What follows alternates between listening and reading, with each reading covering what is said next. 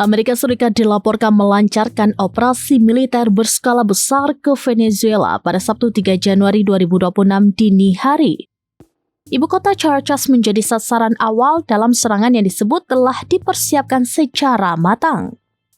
Operasi dimulai sekitar pukul 2 waktu setempat ditandai dengan aktivitas intens helikopter militer Amerika Serikat yang terlihat leluasa melintas di langit Caracas. Citra satelit serta dokumentasi awal menunjukkan serangan dilakukan setelah perencanaan panjang oleh militer Amerika Serikat. Target utama serangan disebut menyasar infrastruktur militer strategis Venezuela, termasuk kawasan benteng Tiuna yang dikenal sebagai pusat komando utama angkatan bersenjata negara tersebut.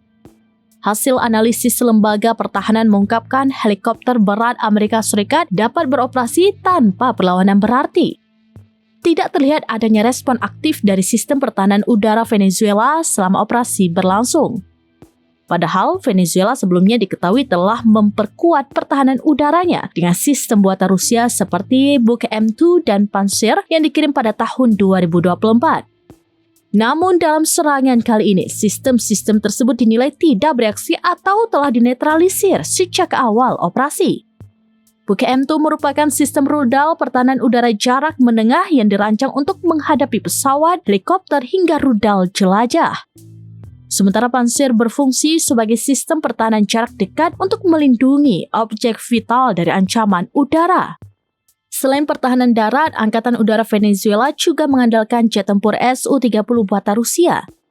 Meski demikian, selama serangan Amerika Serikat berlangsung, tidak ditemukan indikasi adanya perlawanan udara dari pihak Venezuela berdasarkan rekaman dan laporan yang beredar.